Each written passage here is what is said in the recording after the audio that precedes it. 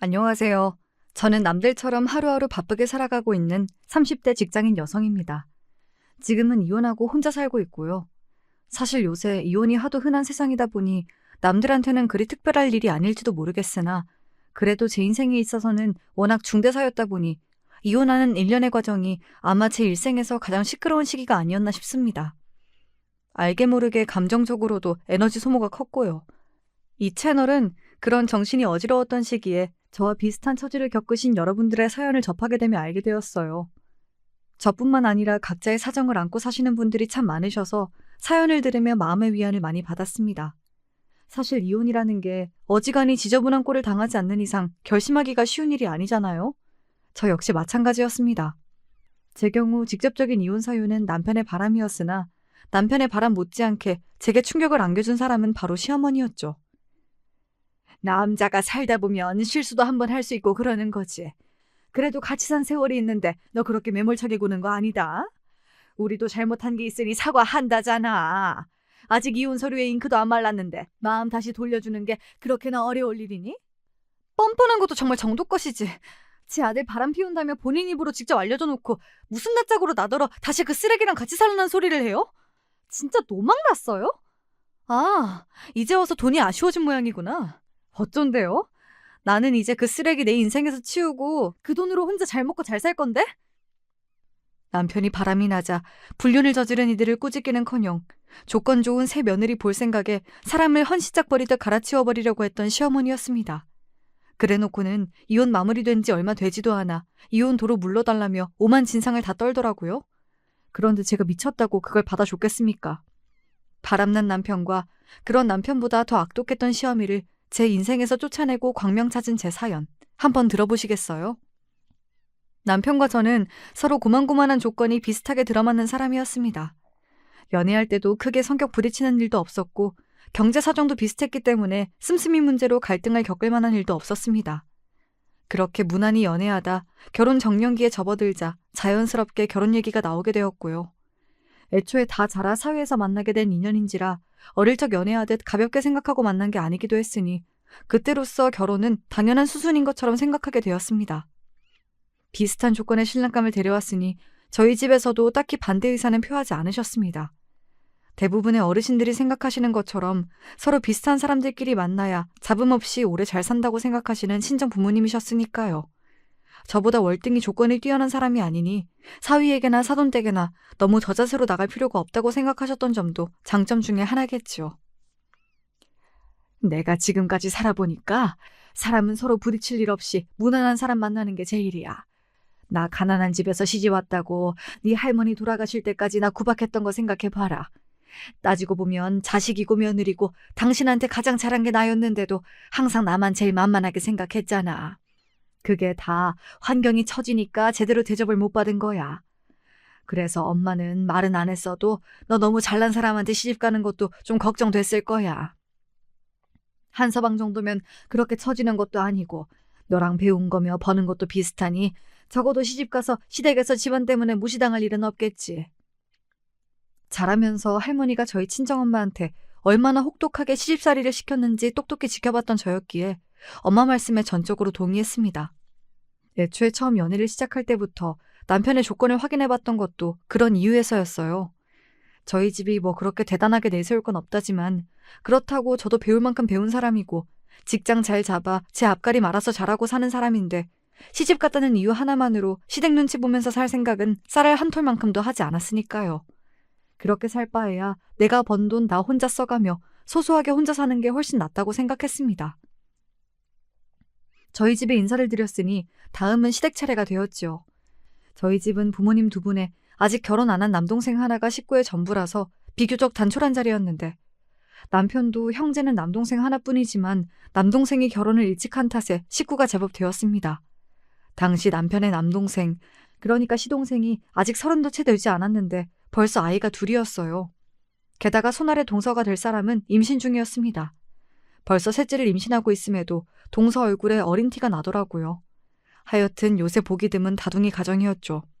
처음 인사를 드리는 자리인데 사내 아이 둘이 이리 뛰고 저리 뛰고 정신이 하나도 없었습니다. 어지간하면 모든 가족분들에게 인사를 드리는 게 맞긴 한데 그래도 시댁에 첫인사 오는 자리에 시 조카들까지 몽땅 데리고 올 줄은 몰랐던 탓에 솔직히 좀 당황스러웠어요.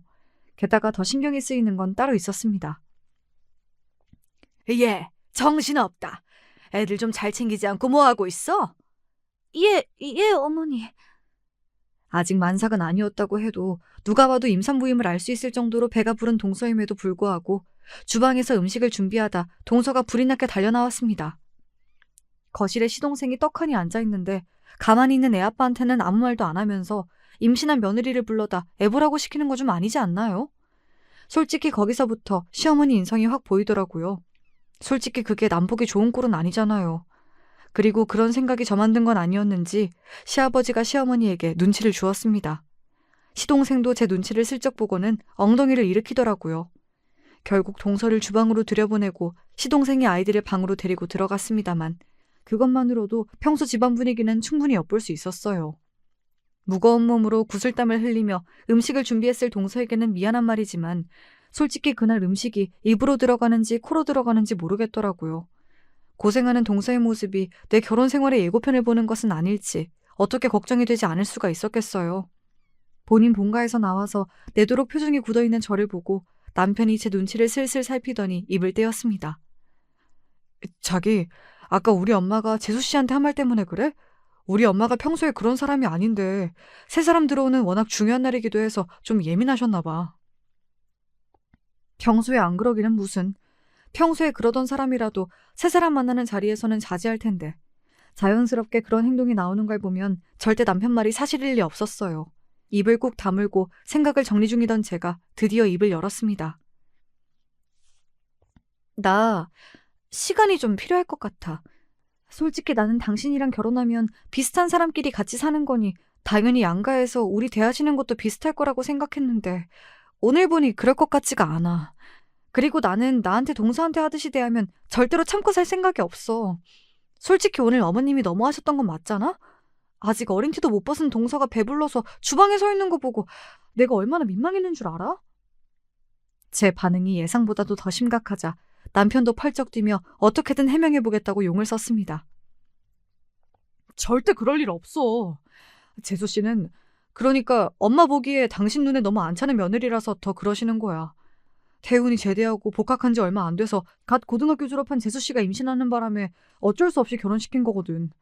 사실 재수 씨 친정 환경이 그렇게 좋은 편이 아니야. 엄마 입장에서는 처가 형편도 안 좋은데 대학도 안 나온 아무것도 모르는 어린 여자애가 덜컥 임신을 해서 울며 겨자 먹기로 귀한 아들 보낸 건데 아무래도 재수 씨가 곱게 보이긴 어렵지 않겠어? 그래서 답지 않게 더 저러시는 거야. 당신이야 나랑 학벌도 비슷하고 회사 수준도 비슷하고 장인어른 장모님 모두 건재하신데 엄마 눈에 안 찰 게 뭐가 있겠어. 엄마도 당신 마음에 든다고 하셨어. 그러니까 그런 걱정은 전혀 할 필요 없어. 그러니까 자기 기준에 미달인 사람한테는 제멋대로 함부로 굴고 업신여기는 사람이라는 건 변함없었습니다. 넌 그런 사람이 아니니 걱정할 것 없다고 말하는 남편은 뭐가 문제인지도 모르는 게 틀림없었어요. 아무리 마음에 안 차는 사람이라도 한번 결혼 허락하고 가족이 되었으면 어찌되었든 잘 지내보려고 노력을 하는 게 맞는 거 아닙니까? 그런데 셋째를 임신할 때까지 마음의 앙금을 풀지 못하고 저리 못나게 구는 시어머니 자리가 영 마뜩치 않았어요. 제가 지금은 남편과 조건이 비슷하다지만 사람이 살다 보면 무슨 일을 겪게 될지 모르는데 그러다 저한테 안 좋은 일이라도 생기면 저한테도 저런 식으로 굴지는 않을까 의심스러웠죠. 하지만 남편이 행여나 제 마음에 걸리는 일이 생기더라도 자기가 중간에서 철통 방어하겠다며 다짐에 다짐을 거듭하는 바람에 안이하게도 그만 넘어가 버리고 말았어요. 시댁에 인사를 다녀오고 나서 제가 하는 말에 친정어머니 표정이 당연히 좋지 못했습니다. 고만고만한 신랑감 만나 딸내미가 무난하게 살 수 있겠다며 안심한 게 얼마 되지도 않았는데 시어머니 자리가 저리 고약하다고 하니 어찌 걱정이 안 되실 수가 있었겠습니까? 너 혹시나 너한테 말도 안 되는 걸로 트집 잡고 네 동서에게 하듯 너 잡으려고 들면 절대로 그거 받아주지 말고 그 길로 짐 싸서 친정으로 들어와. 나 시집살이 하던 시절도 아니고 요새 그런 거 참고 사는 며느리들 없어. 내가 너를 어떻게 키웠는데 겨우 시모한테 구박이나 받게 만들려고 그 고생한 거 아니니까 엄마 말 들어. 엄마는 걱정되는 마음에 하신 말씀이었겠지만 오히려 저는 저렇게나 엄마가 단호하게 제 편을 들어주시는 말씀을 해주시니 갑자기 걱정이 사라지는 것 같았어요. 그래요. 혹시 시어머니가 제가 마음에 안 찬다고 강짜를 부린다 한들 제가 그걸 미쳤다고 당하고 살아주겠습니까? 마음에 안 들면 박차고 나와서 시댁 안 가버리면 그만이죠. 그렇게 대책 없는 생각이 들고 나니 더 이상 남편과 결혼하는 게 두렵게 느껴지지 않았습니다. 그렇게 예정대로 결혼이 진행되었죠. 남들 다 하는 것처럼 평범한 결혼식에 남들이랑 비슷한 수준으로 첫 신혼집을 장만했어요. 남편이나 저나 사정이 뻔하니 다른 부수적인 것들은 웬만하면 다 빼고 신혼집은 서로 거의 반반 부담해서 마련했습니다. 많이들 이렇게 하니 저도 별 불만은 없었습니다. 차라리 나중에라도 아쉬운 소리 듣게 될 일 없겠다 싶어 다행이다 싶기도 했습니다. 처음 결혼할 때 남편에게 당신도 우리 부모님 불편한 만큼 나도 마찬가지이니 각자 집안에는 평소에는 각자 신경 쓰기로 하고 집안 행사 때에나 동행하기로 말을 맞춰두었습니다. 처음부터 반반씩 부담하니 이런 게 좋더라고요. 확실히 무언가 제시하거나 할 때 발언권이 들어먹힌다는 느낌을 받았습니다. 사실 시부모님 자리가 좋은 분이었다면 일부러 저렇게까지 못 박아둘 생각까진 없었어요. 그런데 솔직히 말하면 시어머니랑 자주 만나기가 싫었습니다. 그래도 남편의 어머니인데 좋게 생각해보려고 제 나름대로는 무진 애를 썼습니다만 첫인상이 잘못 박혀도 아주 단단히 잘못 박혔어요. 최대한 마주치는 일이 적어야 혹시 모를 불똥을 피하기도 좋겠다고 생각했고요. 결혼하고 얼마간은 남편과의 약속이 제법 잘 지켜지는 것 같더니 결혼한 지 3개월이 넘어가기 시작하자 시어머니가 슬슬 저한테 전화가 잦아지기 시작했습니다. 너 그래도 결혼한 지가 언제인데 우리 집에 너무 안 오는 거 아니니? 왜요, 어머니? 집에 무슨 일 있으세요? 이제 가족이 됐는데 꼭 무슨 일이 있어야만 너를 부르니? 네가 아직 뭘 몰라 그러는데 시집 왔으면 시댁의 얼굴도 자주 비추고 같이 밥도 먹고 그래야 서로 빨리 익숙해지고 우리 집안에 녹아들 수 있는 거야.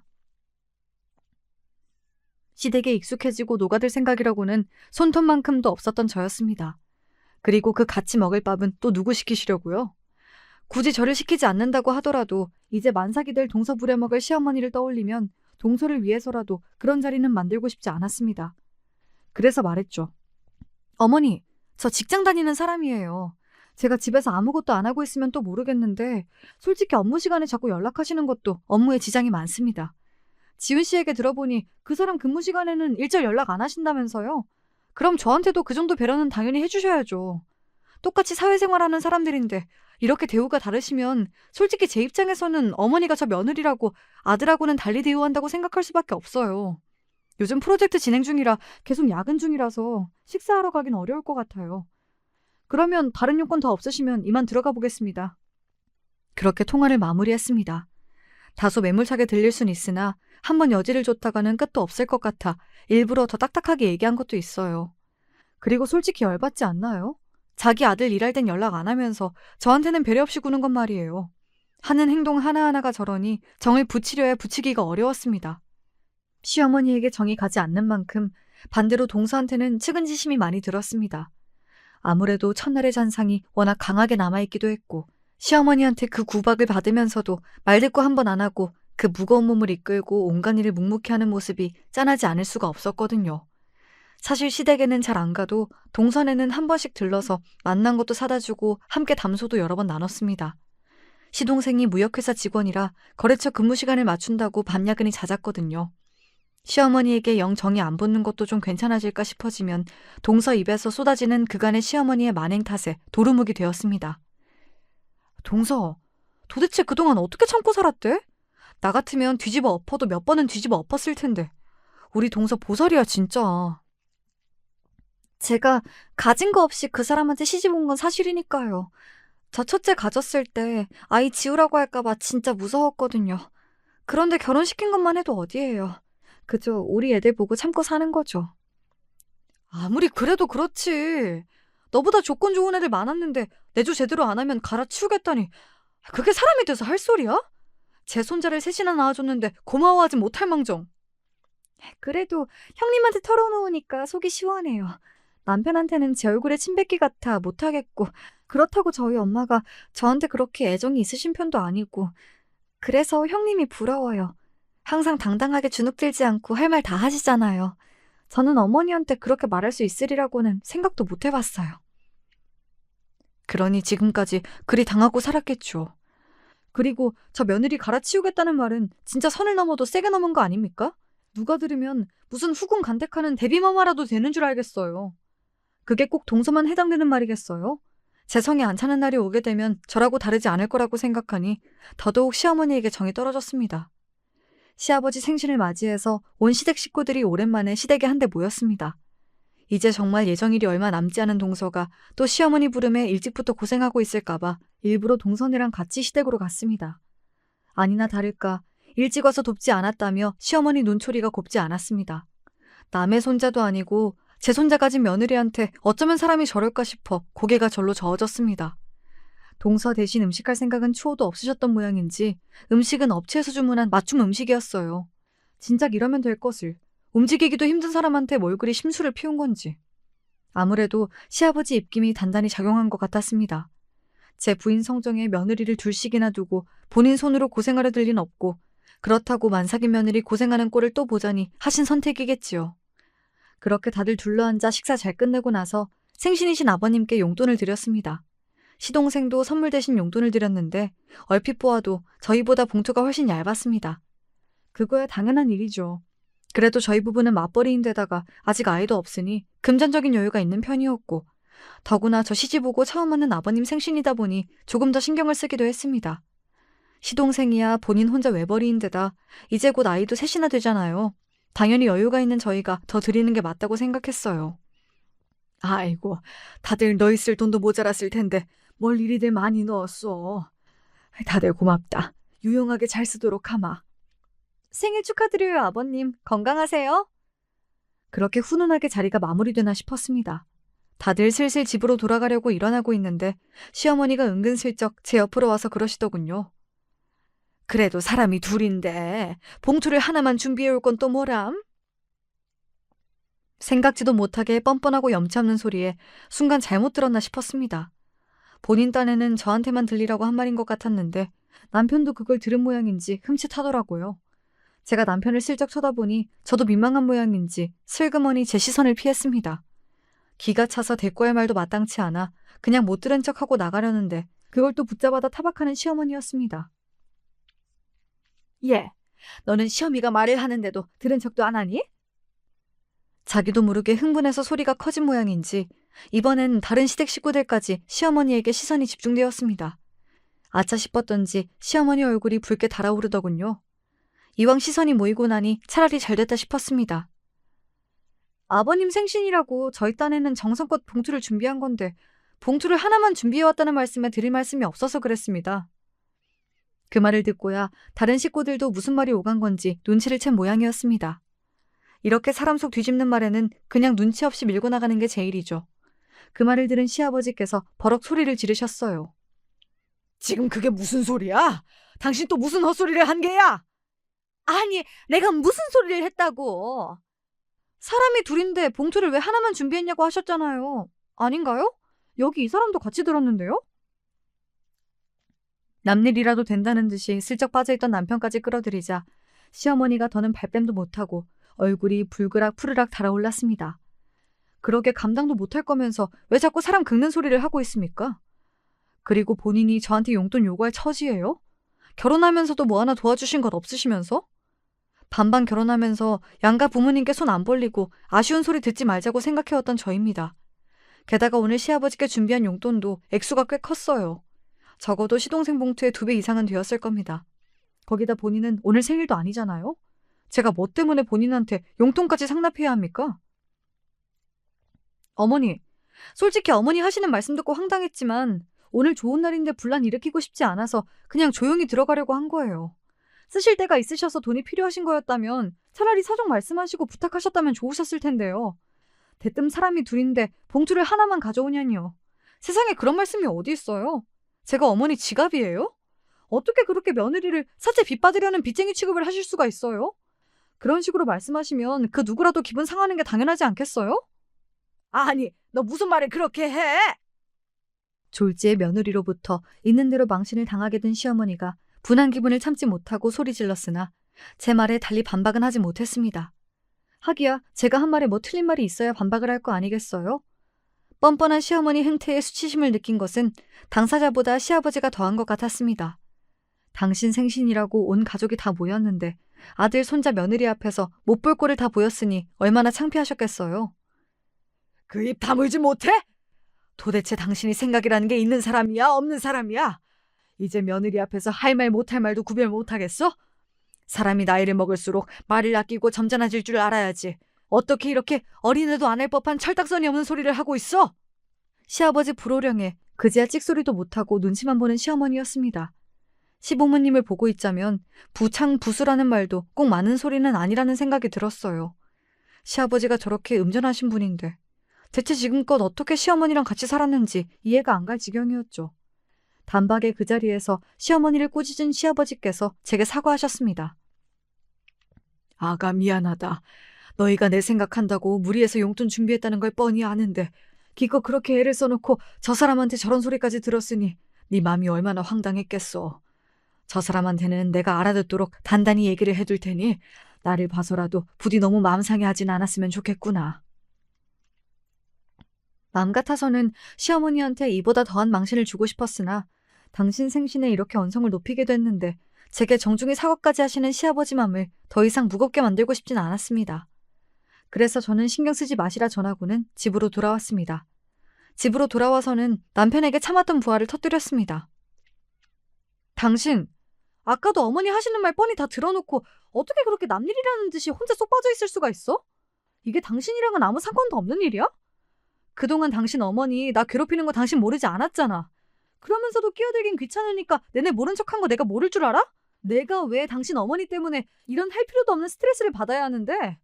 당신 내가 처음에 결혼 다시 생각해보자고 했을 때 뭐라고 그랬어?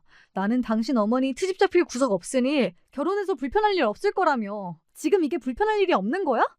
불편 정도가 아니라 나 요새 당신 어머니한테 전화만 와도 두통이 와. 이게 지금 정상이라고 생각해? 아니, 나는 괜히 나까지 끼어들면 일만 더 커질까 싶어서. 지금 그 말 같지도 않은 소리를 변명이라고 하고 있어? 당신 속 빤히 보이는데 끝까지 그렇게 미꾸라지처럼 빠져나갈 속셈이야? 진짜 나 당신 본가랑 인연 싹 끊고 싹 수 없는 며느리 노릇하는 꼴 보고 싶지 않으면 앞으로 처신 똑바로 해. 그러고는 안방문을 쾅 닫고 들어와 버렸습니다. 바로 지금 같은 상황이 제가 결혼하면서 가장 우려했던 상황이었어요. 시자 붙은 존재라는 건 참 대단한 존재라서 제 조건이나 환경보다 더 나을 것도 없으면서 시자 유세를 부리는 거더라고요. 그럴 거면 제가 뭐하러 저보다 나을 것 없는 저 사람하고 결혼을 했겠습니까? 이왕 시어머니 타박받으며 살 것 같으면 그보다야 훨씬 잘난 놈을 골라잡아 결혼했겠죠. 그럴 주제도 못 되면서 시집살이에 용돈 상납까지 낯짝 두껍게 요구하는 시어머니에게 정말 질릴 대로 질려버렸어요. 그러고 나서는 정말로 한동안 시댁의 발길을 뚝 끊어버렸습니다. 그 후로도 여러 번 사과하시는 시아버님 연락이야 당연히 받았지만 시어머니 전화는 받지도 않았어요. 그 성정에 이제 와서 저한테 사과하려고 연락한 건 당연히 아닐 거고 그날 자기 망신당한 게 분해서 저한테 화풀이라도 할 요량이었겠죠. 제가 미쳤다고 그런 소리를 들어주고 있겠습니까? 스트레스 주는 사람 목소리를 안 들으니 좀 살 것 같았어요. 주말에 간만에 친정에 들러서 친정엄마에게 시어머니 욕을 바가지로 하며 속에 있는 응어리를 풀었더니 그제야 기분이 풀렸습니다. 사부인도 참 사람이 그러는 게 아니다. 자식들한테 뭐 하나라도 보탬이 되려고 하는 게 당연한 부모 마음인 건데 나 같으면 해준 것도 없는 자식들한테 미안해서라도 그런 뻔뻔한 소리는 상상도 못할 거야. 언제 들어도 너희 시어머니는 진짜 상상을 뛰어넘는다. 저런 시어미 자리 밑으로 들어갈 줄 알았더라면 차라리 집안이라도 더 좋은 데 시집을 보낼 것을 내가 너무 내 인생만 생각하고 하나만 알고 둘은 몰랐던 모양이다. 네 앞으로 좋은 선자리도 많이 들어왔었는데 아까워서 어째? 그러게나 말입니다. 고작 제 어미와 마누라 사이에서 새우등 터지기 싫어서 책임 회피하는 남편놈과 살게 될 줄 알았더라면 엄마 말처럼 차라리 그 편이 훨씬 나았을 텐데요. 저 역시 조건 비슷한 사람과 결혼하면 아쉬운 소리 듣고 살 일 없으리라는 순진한 생각을 똑같이 하고 있었기 때문에 결혼 전후로 시간을 돌리고 싶은 심정이었습니다. 상황이 이렇다 보니 남편과도 서먹해졌습니다.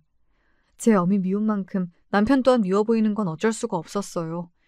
그래도 당장 갈라설 게 아닌 이상 어떻게든 풀고 살아야 하니 겉으로 티는 내지 않으려고 노력했으나 속으로는 여전히 앙금이 남아있었습니다.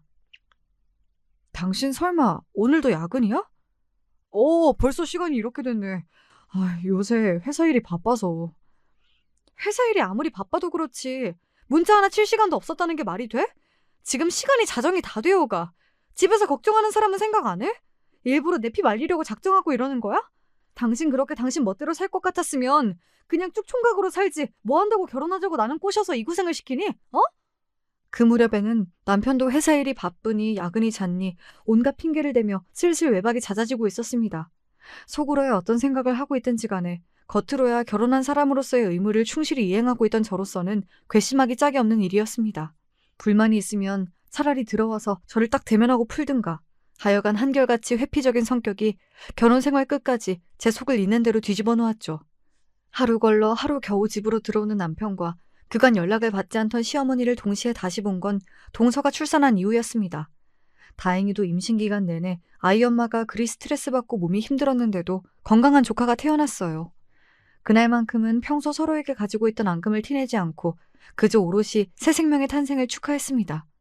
솔직히 요즘 세상에 아이를 셋이나 낳고 산다는 게 저로서는 엄두가 나지 않는 일이라서 내심 동서가 이해가 가지 않을 때가 많았는데 그래도 갓난아이를 안고 기뻐하는 부부를 보니 저도 부러운 마음이 들더라고요. 아이는커녕 집에도 잘 들어오지 않는 남편과 당시 상황으로는 기대하기 어려운 일이다 보니 괜히 마음 한구석에 시린 바람이 부는 기분이 들었습니다. 집으로 돌아오는 길에 남편에게 말을 걸었어요. 오늘 동서 보니 참 좋아 보이더라. 솔직히 그동안은 아이 낳아서 키운다는 게 엄두가 나질 않았는데 동서 그렇게 고생하면서도 저렇게 씩씩하게 살 수 있는 게 다 자식 가진 엄마의 힘이 아닌가 싶어. 그걸 보니 나도 아이가 생기면 좋겠다는 마음이 들더라. 우리도 이제 본격적으로 아이 가질 준비해보는 게 어때? 갑자기? 당신 일 욕심도 많고 아직 진행 중인 프로젝트도 있잖아. 좀 신중하게 결정하는 게 좋지 않겠어? 남편한테야 당연히 좋다는 말이 나올 줄 알았는데 남편 반응이 영 시원찮았습니다. 그동안 제가 일단 승진할 수 있는 기반을 만들어 놓고 아이 가지고 싶다고 할 때에도 한 살이라도 어릴 때 낳는 게 좋다며 속 편한 소리를 늘어놓던 남편이었습니다. 그런데 막상 제가 아이에게 긍정적인 태도를 보이니 이번엔 노골적으로 비협조적으로 나오는 남편이 마음에 들지 않았어요. 이쯤 되니 그냥 내가 하고자 하는 일에는 어깃장부터 놓는 게 습관이 된 게 아닌가 의심스러울 지경이었습니다. 아이는 나보다 당신이 더 욕심부렸잖아. 왜 생각이 바뀐 건데? 아니, 생각이 바뀌었다기보다는 좀 신중하게 접근할 필요가 있다 이거지. 이건 제 딴에는 화해의 제스처기도 했습니다. 부부가 사랑만으로 살 수 있다면 참 좋겠지만 현실이 그렇지만은 않잖아요. 부부 사이에 아이가 있고 없고가 부부 결속력이 얼마나 차이가 있는지는 아직 아이가 없는 저도 실감하고 있었습니다. 저희 사이에 아이라도 있으면 남편도 가장으로서의 책임감과 소속감을 더 강하게 갖지 않을까 하는 기대도 있었고요. 그런데 제 모든 기대는 남편의 저 김 빠지는 말 한마디로 와르르 무너져 버렸어요. 그래, 애 가지면 내 몸만 힘들고 내 커리어만 망가지는데 뭐. 굳이 당신이 반기지도 않는 아이 혼자 만들 수도 없고. 서운한 티를 내는 제 말에도 남편이 별 대꾸가 없었습니다.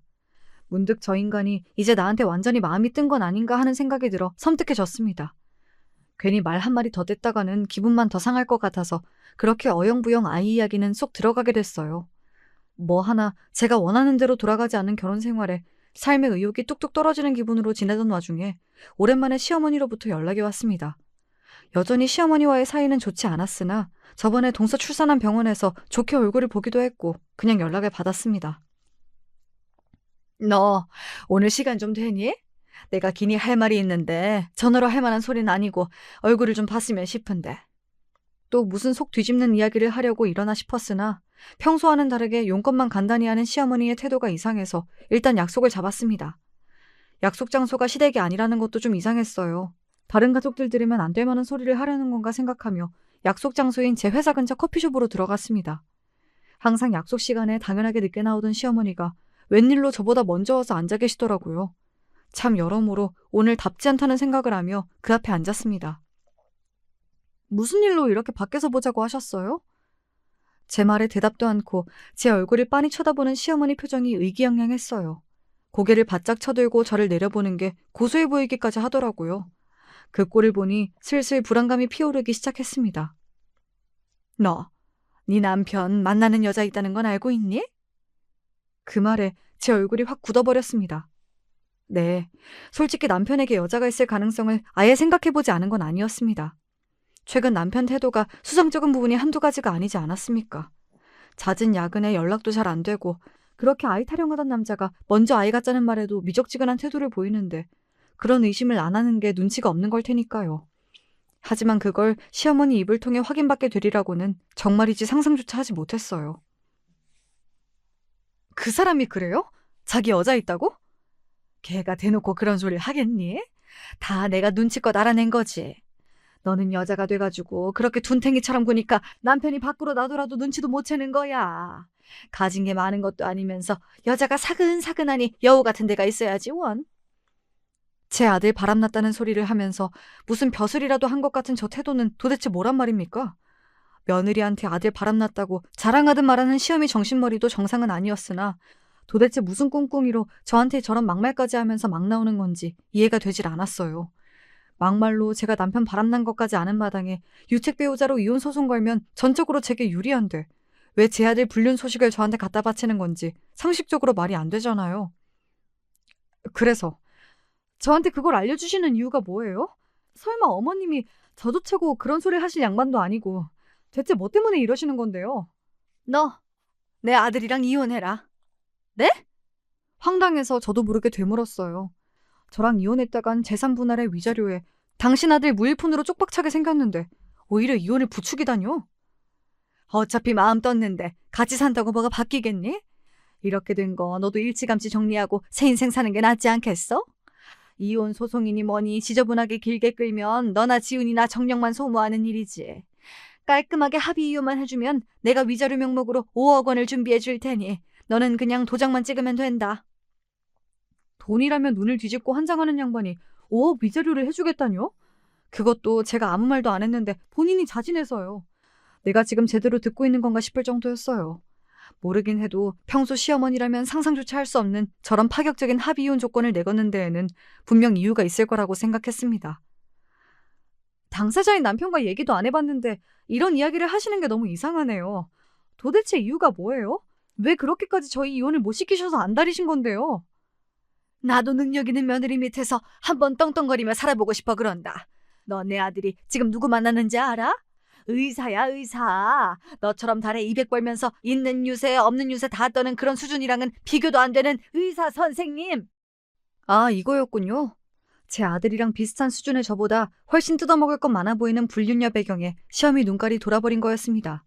그러니까 시어머니는 그 불륜녀를 길게 보면 저한테 5억 원 주고 이혼시켜서라도 붙잡고 싶은 황금알 낳는 거위라고 판단한 겁니다. 분한 마음에 이가 뿌듯 갈렸지만 이 꼴까지 당하고 앉았는데 뽑아낼 수 있는 정보는 모조리 뽑아내야겠다고 마음먹었습니다. 말이 되는 소리를 하세요, 어머님. 착각이겠죠. 의사가 미쳤다고 뭐가 아쉬워서 어머님 아들 같은 남자를 만난대요? 좋은 혼처가 사방에 널렸을 텐데 그것도 유부남을 뭐가 아쉬워서? 어머님, 뭐 잘못 드셨어요? 뭐야? 내가 걔들한테 비싼 밥까지 얻어먹었어. 착각은 무슨. 우리 동네에서 피부과 하는 재원 중에 재원이야. 나이도 너보다 어린데 걔는 벌써 병원 원장님이라고. 너 그 피부과가 돈을 얼마나 쓸어담는 줄 알아? 개원한 지 2년도 안 됐는데 벌써 이렇게 잘 됐는데 앞으로 얼마나 더 잘 되겠어. 그러니 괜히 미련하게 내 아들 발목 잡지 말고 더 험한 꼴 보기 전에 갈라서라. 제 도발에 걸려든 시어머니가 분해서 저도 모르게 상간녀 신상 정보를 술술 불었습니다. 저 정도 정보면 거의 주민등록증을 깐 거나 다름없었어요. 동네 장사라는 게 그렇지 않습니까? 거기까지 듣고 보니 남편의 외도를 더는 부정하기도 힘들었습니다.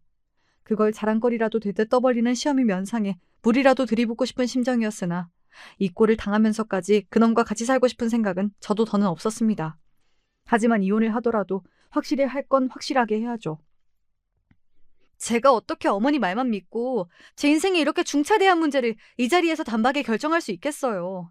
게다가 돈 5억이 누구 개 이름도 아니고 막말로 의사 며느리 보겠다고 말로만 하는 소리인지도 모르는데 제가 어머니를 뭘 믿고 이혼 서류에 사인을 해요?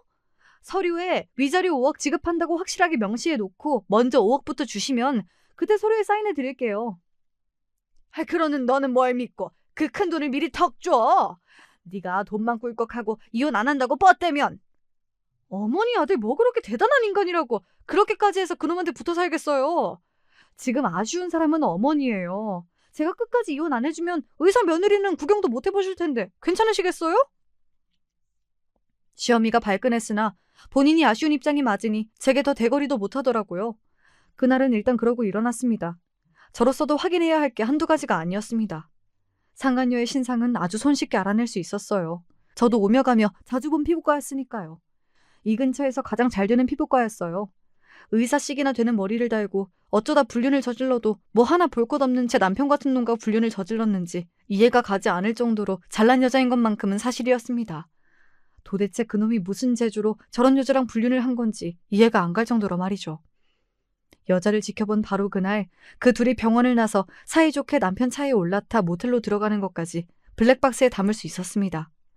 제 앞에서 요새 내내 똥 씹은 표정이던 남편 놈 입이 귀에 걸린 꼴을 보니 그대로 놈 입을 쭉 찢어버리고 싶은 살기가 올라왔으나 더는 저놈과 저놈 어미 때문에 추접스럽게 살고 싶지가 않았습니다.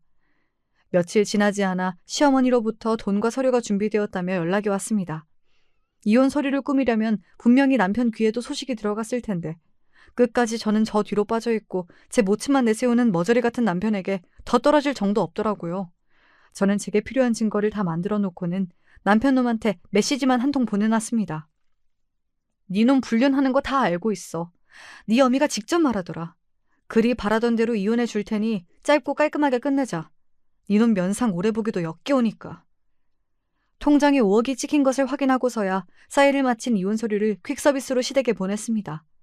제가 회사 간 동안에 제 짐을 싹 뺀 모양인지 무슨 야반도주한 사람도 아니고 안방 옷장이 횡한 걸 보자 감당하기 어려울 만큼 허무함이 몰려들었습니다. 시험이 폭탄 선언을 들은 날부터 이혼 서류를 보낸 날까지 남편 낯짝은 구경도 못 해봤습니다. 그러고도 이혼이 가능하다는 게 기가 찼어요.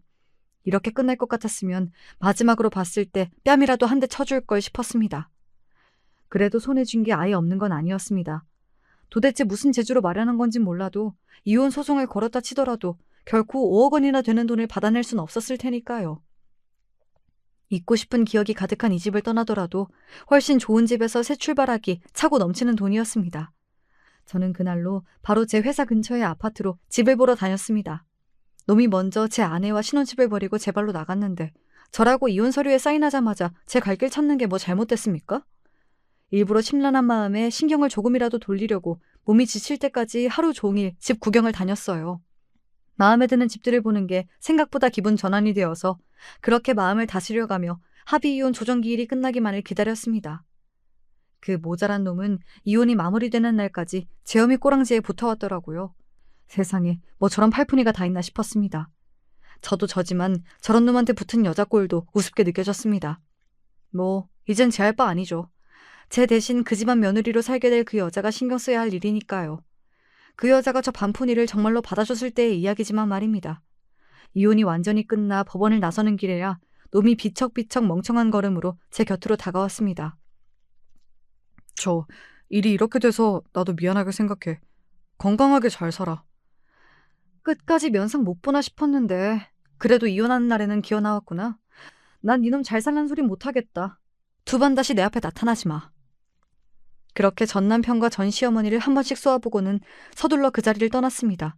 더는 그것들 낯짝을 보고 싶지 않기도 했으나 그날 저는 할 일이 아주 많았거든요. 먼저 가계약을 걸어둔 새 아파트 잔금을 치렀어요. 이사 날짜도 확정지었습니다. 그제야 정말로 새 출발을 하는 실감이 나더라고요. 그리고 마지막으로 새 출발을 완벽하게 마무리 지을 일도 그날 바로 끝냈습니다. 이혼 절차가 모두 끝난 바로 다음 날 새벽부터 저희 집 문을 미친 듯이 쿵쿵 두드리는 소리에 잠에서 깨어났습니다. 생각보다 소식이 빨리 전해진 모양이라고 생각하며 천천히 일어났습니다. 이미 모두 제 계산에 들어있는 일이었으므로 전혀 당황하지 않았습니다. 예상했던 것처럼 인터폰에 비친 얼굴은 전 남편과 전 시어머니였어요. 문 열어. 너 당장 이 문 못 열어? 되게 뭐라고 내가 문을 열어줘요? 추트 부리지 말고 사람 불러 끌려가기 전에 곱게 돌아가세요. 우리 얘기 잘 된 거 아니었어? 이제 와서 왜 그래? 내가 너랑 합의 이혼하기로 얘기한 거지. 너랑 바람난 상간녀 소송 안 하겠다는 합의는 한 적 없잖아? 당연히 내가 찾아먹을 권리 찾아먹은 건데 이놈이 무슨 상관이야?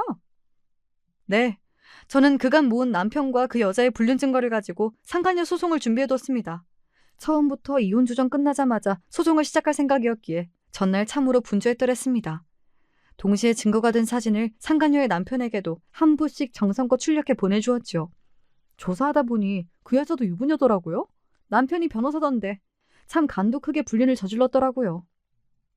내가 너보다 잘난 며느리 본다니 그렇게 배가 아프던? 끝까지 나랑 내 아들의 앞길을 막아? 이 악독한 것. 내가 아무리 악독해봤자 돈에 눈 벌게 져서 불륜한 아들놈 두둔한 댁만 하겠어? 왜요? 그 여자가 저 모자란 남자랑은 못 살겠대요? 이렇게 어기장 놓을 거였으면 내가 준 5억이나 도로 토해내. 먼저 돈 준다고 한 게 누군데 돈을 내달래? 그거 내 돈이에요. 불륜 저지른 놈 온 동네방네 망신 안 주고 곱게 이혼해준 것만으로도 고마워해야 할 판에 내가 미쳤다고 그 돈을 돌려줘? 내가 그 돈 갖고 니들 없는 데서 천년만년 잘 먹고 잘 살 테니 남의 집 앞에서 추대 부리지 말고 썩 꺼져. 지들이 지금 전에 생각도 않고 분통을 터뜨리는 모자꼴이 우스웠습니다. 곧바로 경비실에 연락했더니 경호 인력이 올라오더라고요. 나오라고 고래고래 소리를 지르는 전 시어미와 멍청하게 제 어미 뒤에 있던 전 남편 놈이 경호 인력에게 질질 끌려 쫓겨났습니다. 그러고 며칠 있다가 상간녀 남편으로부터 감사 인사를 받았어요. 상간녀 남편은 제가 보낸 증거자료를 보고서야 제 아내의 불륜 사실을 알게 되었다고 합니다. 그날로 바로 이혼 전담팀을 꾸려 상간녀에게 이혼 소송을 걸었고요. 불륜까지 저지른 주제에 이혼 안 하겠다고 상간녀가 길길이 날뛰는 바람에 난리도 아니었다고 합니다. 그쪽에서 증거 보내주지 않으셨더라면 멍청하게 마누라 바람 피운 줄도 모르고 살 뻔했습니다. 다 들켜놓고도 죽어도 이혼 못해준다며 오만추태를 다 부리는데 정남이가 뚝 떨어지더라고요. 지은 죄가 있는데 아주 처절하게 되갚아줄 테니 그건 걱정하지 않으셔도 됩니다. 가뜩이나 잘난 여자라 제가 분풀이해봤자 성에 찰까 싶었던 차에 제 대신 변호사 남편이 아주 오래도록 상간녀를 괴롭게 만들어줄 테니 저로서도 잘된 일이었습니다. 그러니까 애초부터 그 여자한테 이혼하고 제 전남편과 살 생각 같은 건 코딱지만큼도 없었다는 거겠죠. 하기야 잘나가는 변호사 남편 두고 별 볼 일 없는 남자와 재혼을 왜 하겠어요. 그런 놈을 불륜 상대로 택한 건 미스터리지만요. 그러니까 제 며느리 될 생각조차 없는 여자를 두고 전 시어머니가 김칫국을 제대로 마신 셈입니다. 덕분에 저만 논았죠. 뒤늦게 제 이혼 소식을 알게 되신 시아버지와 동서 충격도 만만치 않았습니다. 돈 5억이 어디서 났나 했더니 시부모님이 노후자금용 투자 목적으로 마련했던 한 채 있던 아파트를 전 시모가 제멋대로 처분한 거였어요. 그걸 알고 격분한 시아버지에게 쫓겨나서 지금은 별거 중이라고 했습니다. 시아버지 입장에서도 속이 쓰리셨겠으나 사실상 두 모자가 저를 내친 거나 다름없기에 제게 미안한 마음에 별다른 말씀도 하지 못하셨습니다. 동서도 남이 된 저를 아쉬워했지만 그간의 두 모자 만행을 모두 전해 듣고는 제 새로운 출발을 응원해 주었습니다. 의사 며느리 뜯어먹으며 호강할 줄 알았던 꿈이 깨지자 저한테 준 5억이 아까워 미칠 지경이었는지 제 새 집까지 쫓아온 전 시어미가 제 아들을 다시 제게 떠넘기려 했으나 씨알도 안 먹힐 일이었죠. 그 돈이 어떤 돈인데 내 돈 갖고 그렇게 호강할 거면 내 아들이라도 다시 받아주던가. 내가 무슨 꼴까지 보고 댁들한테서 탈출했는데 그 지옥을 다시 걸어가. 미쳤어요? 이거 이제 내 돈이야. 난 이 돈으로 새 집에서 잘 먹고 잘 살 테니 댁은 모자란 당신 아들놈이랑 지질이 궁상맞게 살아요. 노후자금 5억을 쏠락 날리고 남편에게 버림받고 제 감정 쓰레기통으로 쓸 며느리도 잃고 애초에 언감생심이었던 의사 며느리까지 날려먹은 전시목골을 보니 통쾌하더라고요. 그렇게 제 구질구질한 결혼 생활은 막을 내렸습니다. 더러운 걸 적잖이 봤으나 위자료 5억이면 나름대로 성공적인 이혼이었다고 생각해요. 제 정신 괴롭게 만들 인간들도 사라지고 금전적으로도 풍요로워지니 삶의 질이야 당연히 지금이 월등히 낫고요. 지금은 싱글 만세를 외치며 살고 있습니다. 진상 전 시모와 전 남편 제대로 벗겨먹은 제 이혼 이야기는 여기까지예요.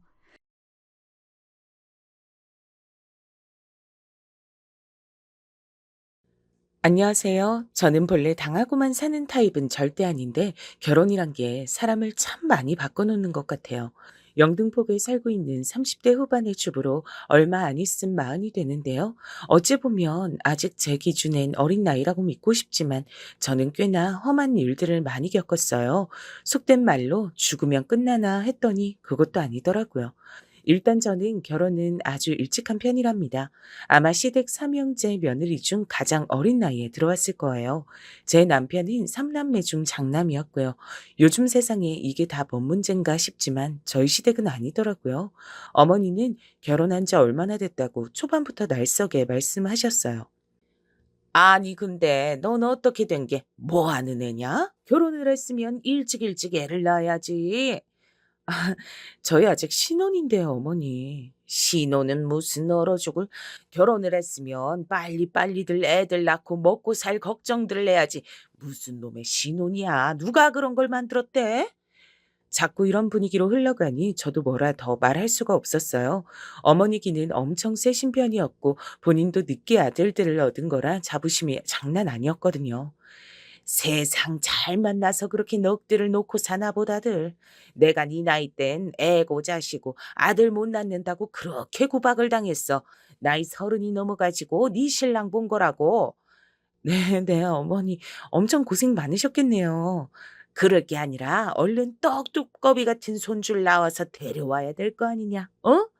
어머니, 그만하세요. 그런 건 우리가 알아서 하니까. 일단 장가라도 갔으니까 어머니는 한시름 놓은 거 아니야. 나 말고 저 녀석들도 아직 장가들을 안 갔는데 왜 이렇게 들볶는 거예요?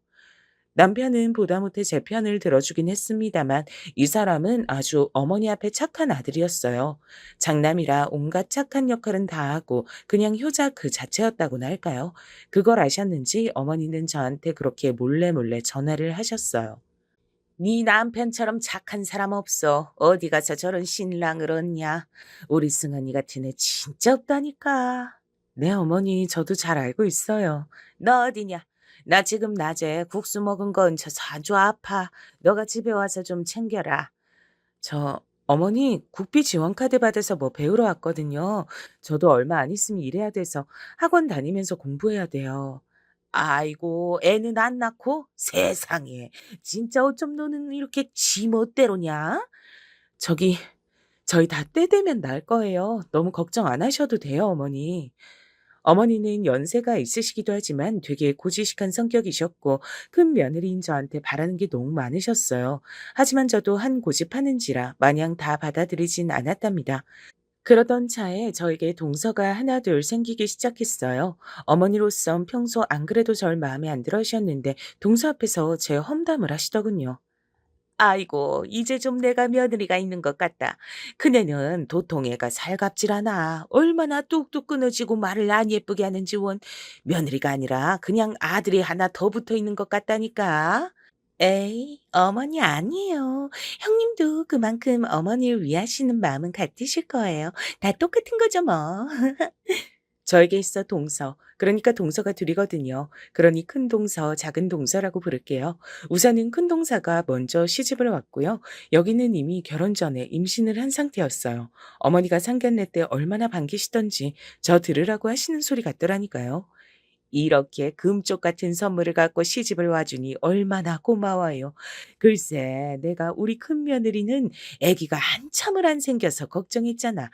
아참, 지금도 애가 없어요. 애가 안 들어선다니까. 저는 이때 얼굴이 너무 시뻘개져서 그냥 모든 치부가 다 공개되어 밖에 내걸린 사람처럼 민망해졌어요. 오히려 큰 동선의 친정 부모님들이 제 눈치를 보고 어쩔 줄 몰라 하시더군요. 그때 큰 동선은 변죽 좋게 분위기를 맞췄고요. 아, 그래도 절 이렇게 이쁘게 맞아주시니 너무 좋아요, 어머니. 전 어머니한테 혼날까 봐 인사 오기도 전에도 너무 걱정 많이 했거든요. 저희 엄마도 엉엉 우셨다니까요. 그게 왜 울고 혼날 일이야? 너무너무 잘한 거지. 하여간 우리 새애기 너무너무 잘했어요. 내가 아주 칭찬해. 이렇게 훈훈한 분위기 안에 저만 건조한 표정으로 나물만 질겅질겅 씹고 있었어요. 늘 눈치 보고 우유부단하기 그지없는 남편에게 저는 이 부분들이 힘들다고 말했죠. 솔직하게 어머니한테 말하는 거 어때? 우리 친정에선 이걸 언급하지 않는데 왜 나만 고통받아야 돼? 당신만 고통이 어쩌고 아니라 나도 말하기 괴롭지. 근데 어머니 진짜 들어놓으실지도 몰라. 그럼 당신만 실컷 좋은 아들 역할하기 위해서 난 이렇게 견뎌야 돼? 결혼 4년 차까지 애가 안 들어서는 며느리 노릇을 왜 나만 뒤집어 써야 돼? 그게 아니라 나도 당신한테 참 미안해. 근데 어떡하겠어. 내 입장 좀 생각해 주라. 막말로 당신은 어리니까 다들 그러려니 하고 기다려 주잖아. 어린 게 무슨 상관이야? 당신이랑 나이 차이 4살밖에 더 나? 우리가 무슨 20살씩 차이가 나냐고. 남편은 더 얘기하다 괴로웠는지 말을 못 하더라고요. 제가 그나마 참고 사는 건 이 사람이 자기 엄마한테만 효자인 건 아니었고요. 저한테도 마찬가지로 유순하고 착한 남편이긴 했어요. 그러니 가운데 껴서 이런 상황을 보느라 더 마음고생이 심했나 봐요. 그런데요, 저도 제 딴에 노력 많이 했답니다. 여보세요?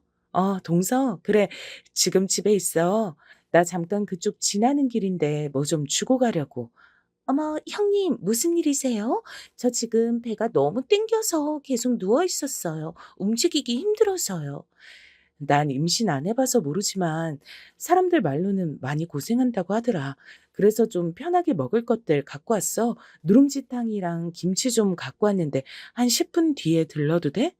어머, 그럼요, 그럼요. 너무 감사해요, 형님. 저는 어머니와 사이는 좋지 않았어도 최대한 제가 할 수 있는 노릇은 다 하고 싶었어요. 그래서 동서도 신경 써주려고 노력했던 거고요. 그러다가 출산일이 다가왔는데 어머니는 절 더 구박하시는 거예요. 그네 네가 좀 도와줘야 되는 거 아니냐? 쟤 애 낳고 한동안 집에 못 온다더라. 지 친정 들어가 있다는데 그럼 난 우리 손주 못 보잖아. 그러지 말고 네가 둘째네 들락날락거리면서 좀 봐줘라. 그럼 나도 수시로 갈 수 있잖아. 그건 동서랑 협의가 되셔야죠, 어머니. 저만 무작정 왔다 갔다 할 순 없어요. 그리고 저도 일 있어서 안 될 것 같아요.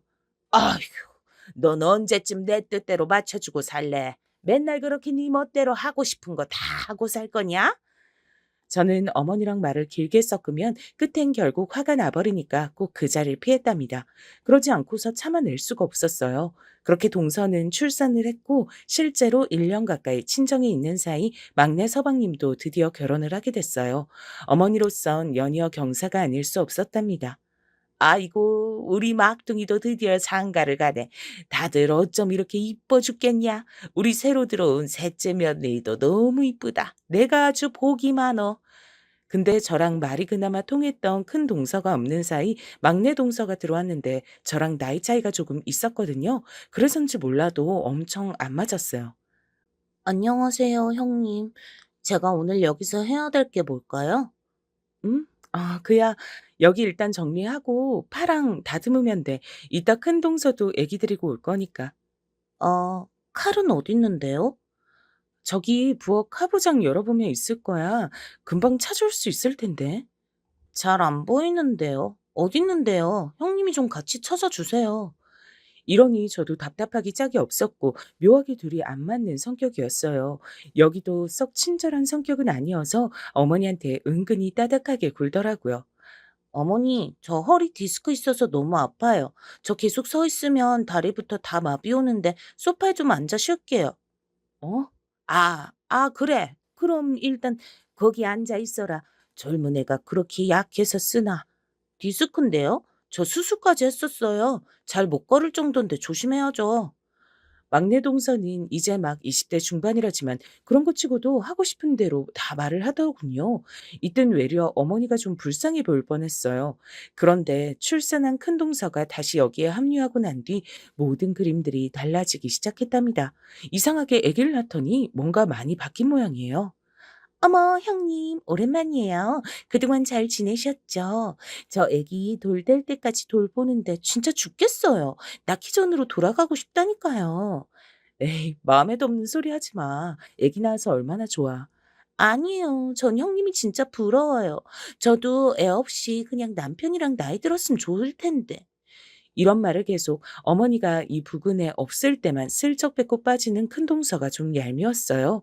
그런데 나중에 애가 엄청 울어대는데 갑자기 저를 부르는 거예요.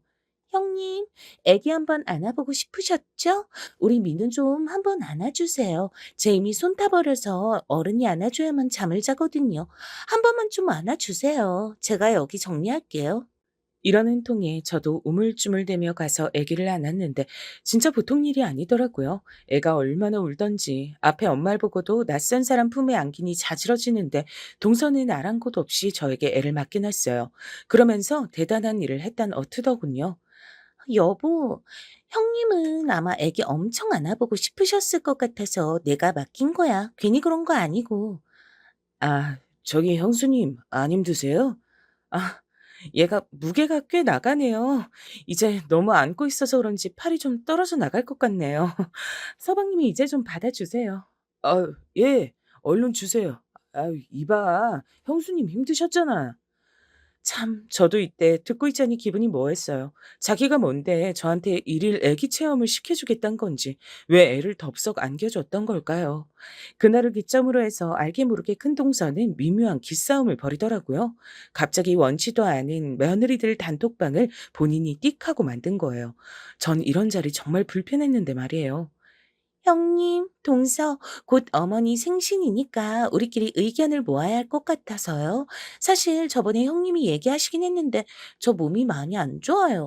애 낳고 맨날 안고 있어서 손목 나가고 여기저기 아프고. 그래서 말인데 이번에 그냥 밖에 나가서 드시는 게 어때요? 나도 그 마음은 이해가지만 어머니 많이 서운해하실 것 같아. 이번에 막내 동서도 들어왔고 큰 동서도 민우 낳아서 데려왔잖아. 그 모든 걸 다 하고 싶으실 텐데 갑자기 밖으로? 그럼 맘대로 못 있고 쫓기는 기분이라고 싫어하셔. 그럼 어떡하죠? 막내 동서는 어떻게 하고 싶어? 셋이서 다 같이 해야 하는데 제가 빠지면 죄송하기도 하고요. 저야 형님들 원하시는 대로 할게요. 별로 상관없어요. 이러니 상황이 팽팽하게 흘러갔고 우리는 어쩔 줄 몰랐어요. 결국 결론이 안 나고 있으니 제가 딱 잘라 말을 했답니다. 이번엔 어쩔 수 없이 어떻게라도 어머니 생신은 해야 될 것 같아. 대신 큰 동서는 많이 힘들다고 했으니까 그냥 과일 씻고 상 닦고 정리하는 정도만 해줘. 나머진 내가 막내 동서랑 일 나눠서 하도록 할게. 다 끝나고 우리 쉬도록 하자.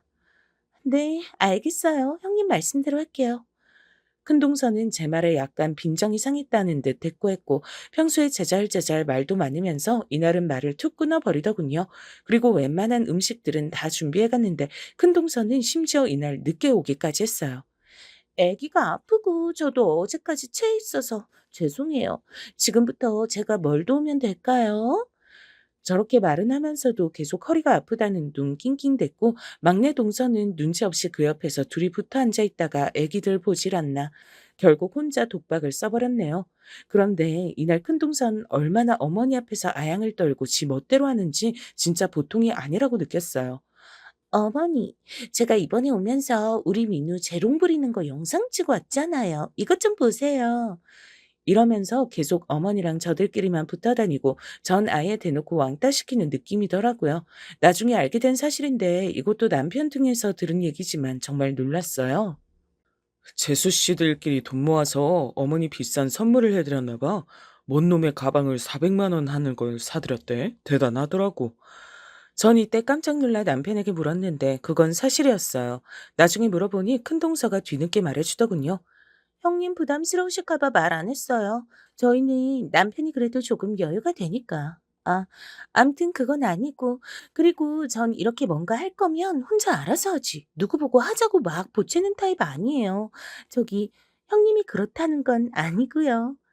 그러면서 말에 약간 가시가 있더라고요. 그런 와중에 막내 동서도 임신을 했고 전 갈수록 이 집에서 찬밥이 됐어요. 어느 날 제가 울면서 집에 들어오게 된 건 하나같이 아이들을 떡하니 안고 있는 동서들 때문이었답니다. 당신 오늘 왜 이렇게 어머니 댁에서 표정이 안 좋았어? 어? 내가 기분 안 나쁘게 생겼어? 저것들 아니 큰 동서랑 막내 동서 지들 애기들 있다고 유세 부리잖아.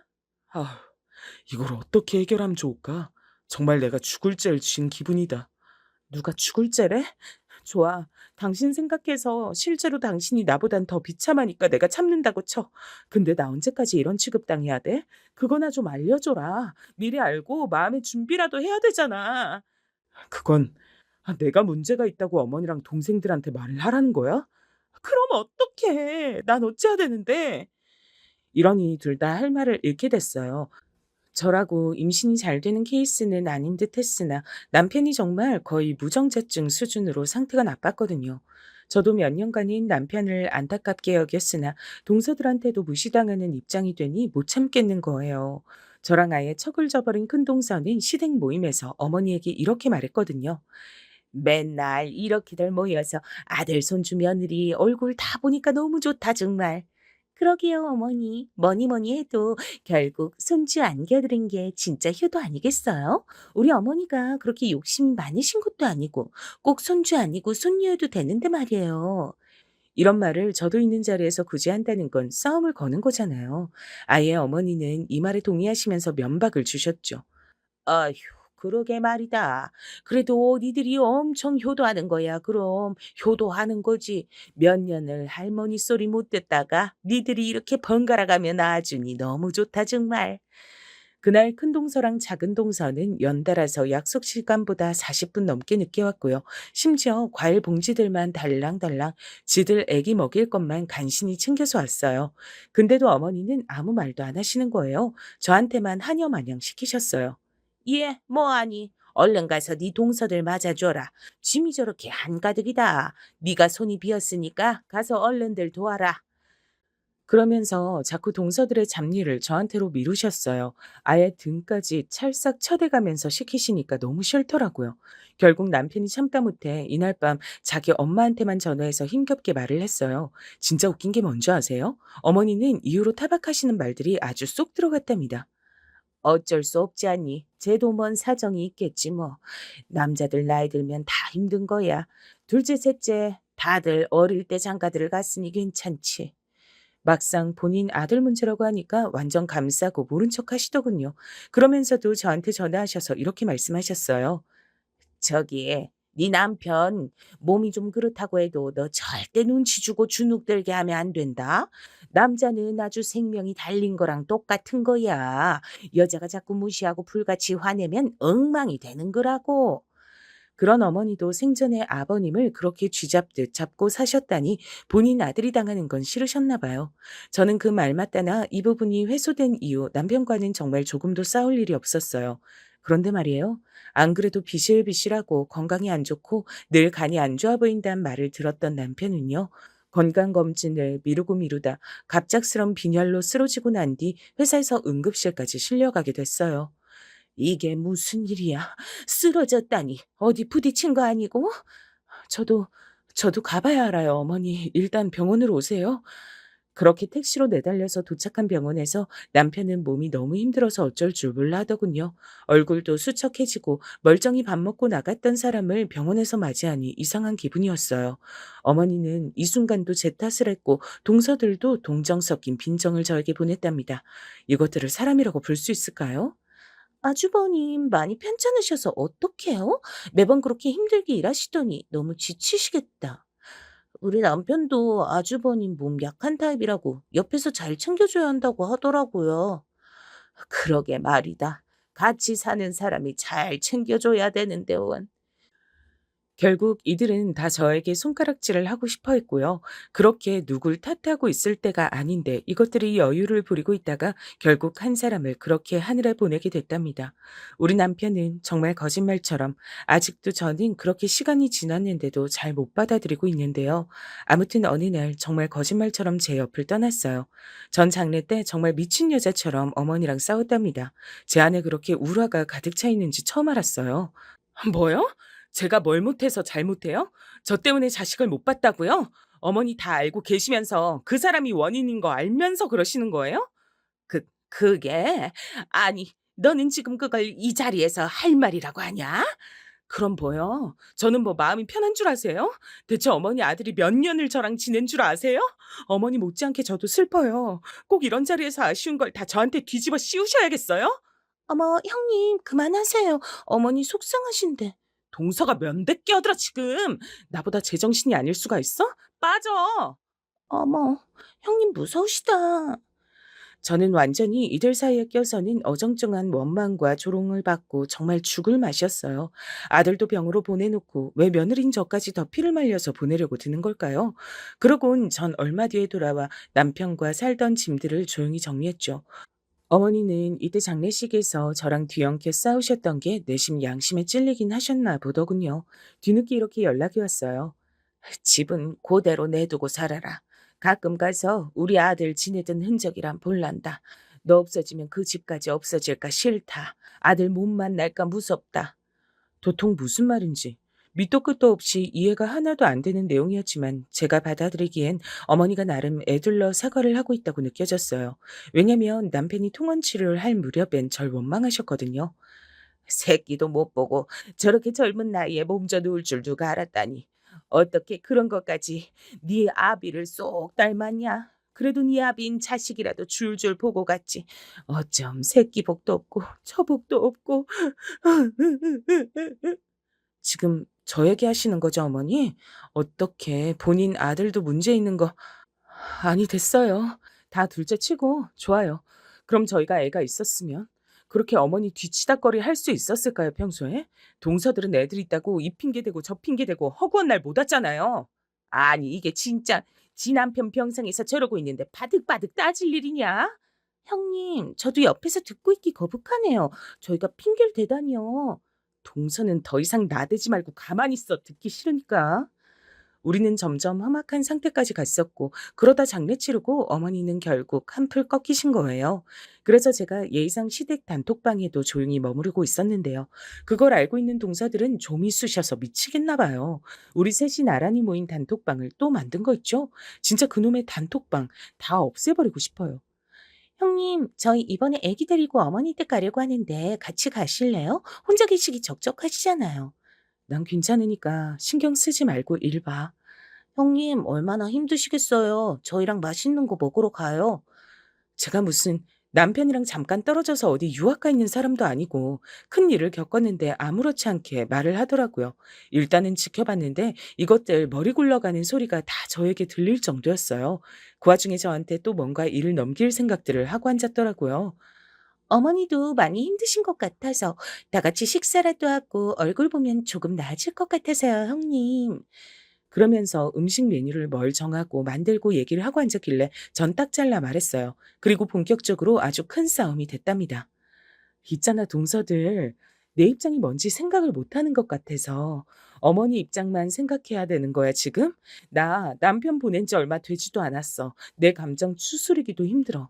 이런 말을 내가 해야 돼? 형님, 저랑 막내 동생은 형님도 생각해서 이렇게 한 거예요. 지금 집에 혼자서 지내고 계시니까 힘드실 것 같아서. 그러지 말고 여럿이 있는 곳으로 나오시게 하려고요. 이게 잘못이에요? 그렇게까지 날 생각해주고 진심인 사람이 지금 그렇게 나한테 따박따박 따지고 있어? 동서가 내 입장이면 서방님이랑 사별한 지 얼마나 됐다고 내가 모임하자고 하면 순순히 나올래? 형님, 뭔가 오해가 있으신 것 같은데요. 왜? 불리하니까 갑자기 오해라 그래? 내가 지금 여기서 어머니 드실 메뉴 정하고 뭘 만들어 갈지 고르고 앉아있게 생겼어?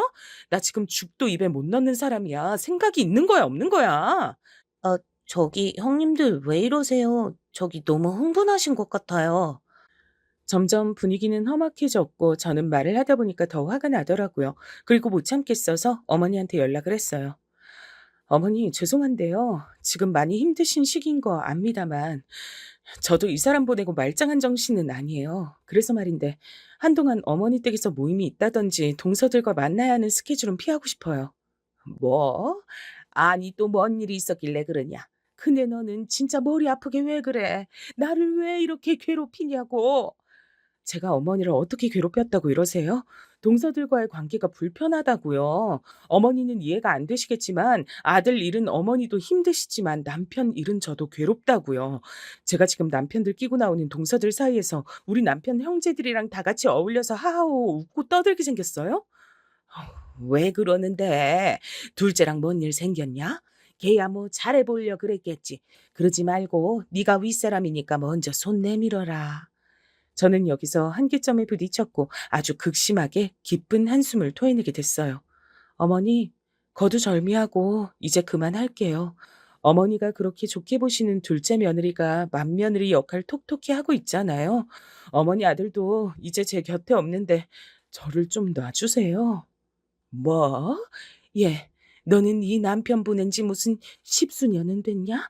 그게 지금 네 시애미한테 할 말이야? 저는 통화를 이어가는 것만으로 머리가 지끈거려 모든 걸 다 관둬버렸어요. 저도 숨이 붙어있는 사람으로서 좀 살아야 되잖아요. 동서들의 농간에 더는 놀아나기 싫어서 그나마 시댁 단톡방에는 붙어 있었어요. 근데 이것들이 진짜 계속 이죽거리면서 어머니 모시고 저만 빼고 다 같이 여행을 갔던 사진들을 정말 3박 4일 내내 시끄럽게 계속 올리더라고요. 저는 이때 고민이 돼서 제 오랜 친구에게 문의를 했고요. 친구는 과감하게 조언을 해줬죠. 네가 잘못했네. 왜 그 방에 아직도 있어? 그냥 나와버려. 내 잘못 맞지? 나도 그렇게 생각해. 남편도 이렇게 먼저 보냈는데 이러고 있으면 안 되지. 시댁 식구들이랑 엮여서 좋을 게 뭐가 있어? 며느리의 큰 형님 역할 계속하면서 살 거 아니잖아. 시댁 단톡방뿐 아니라 집도 팔고 정리해서 나와 빨리. 저도 이때 마음 정리가 시원하게 안 돼서 고민하고 있던 차에 더 이상 시댁 식구들에게 끌려다니고 싶지 않았어요. 그리하여 집을 판다고 공언했고 어머니는 그걸 또 억지로 붙들고 계시려고 하대요. 아직 계약 기간 남았지 않냐. 제 보냈다고 이렇게 빨리 다 후다닥 정리하고 그러는 게 어딨어. 그러지 말고 너 하자는 대로 다 해줬으니까 좀만 더 있어라. 저도 얼른 저대로 삶 살고 어머니도 정리할 건 정리를 하셔야 될 것 같아요. 그동안 신세 많이 졌습니다, 어머니. 최대한 어머니랑은 더 크게 상처내며 끝내고 싶지 않아서 잘 마무리를 했어요. 고부관계로 엮여 지내며 서로 많이도 긁어댔지만 저와 어머니에겐 공통점이 있으니까요. 각자에게 소중한 존재를 잃은 슬픔은 같으니 그 부분은 존중하고 싶었어요. 어머니, 안녕히 계세요. 생신 때마다 연락은 드릴 거예요. 완전히 끊어내고 그런 거 아니고 어머니랑 저 둘 다 좀 숨 좀 트고 살아보잔 거예요. 그 사람이라고 우리 둘이 이렇게 부둥켜 안고 오는 거 좋아할까요? 전 아니라고 봐요. 그렇게 저는 끝내 어머니 얼굴을 보지 않고 정리를 했네요.